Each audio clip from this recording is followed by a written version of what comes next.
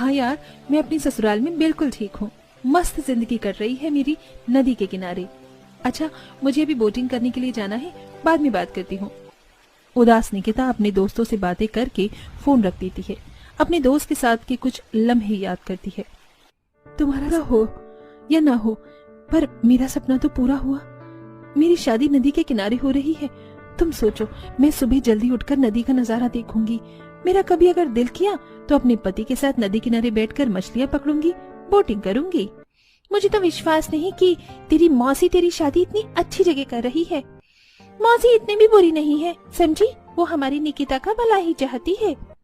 पूर्वी निकिता के चेहरे की खुशी देखकर उससे जलने लगती है। निकिता ये सब कुछ सोच रही होती है कि तभी नदी के कुछ छींटे निकिता के ऊपर आते हैं और एक छोटी सी लहर में निकिता ने जो खाना बनाया था वो नदी में चला जाता है।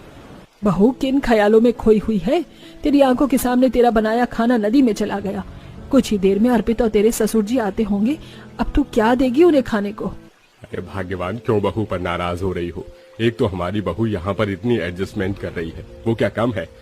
बहू, तुम सिर्फ रोटी बना दो। आज हम मछलियाँ ज्यादा पकड़ कर लाए हैं। मैं और अर्पित इसी मछली को पका लेते हैं। रोटी के साथ आज पकी हुई मछली खाएंगे। अपने ससुर के कहने पर निकिता दोबारा रोटियां बनाकर रख देती है और विनोद अर्पित के साथ बैठकर मिट्टी के चूल्हे पर जाल लगाकर कुछ मछलियां पकाता है।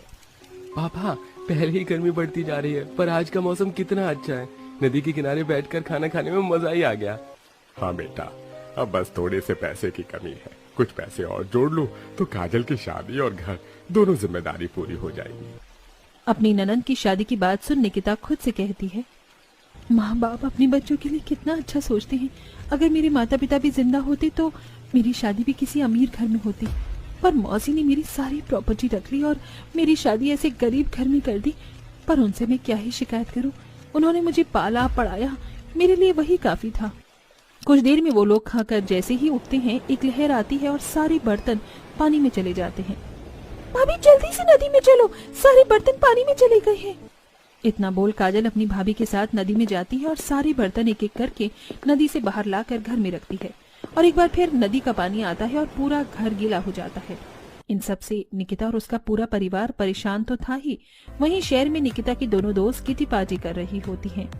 अरे, जब से तुम तीनों की शादी हुई है तुम दोनों तो हमेशा साथ दिखती हो, पर तुम्हारी फेवरेट निकिता कहाँ है? हाँ जी, हमने महारानी जी से बात करी थी। मैडम की शादी इतने बड़े घर में हो गई है कि उसके पास हमसे मिलने का टाइम ही नहीं है।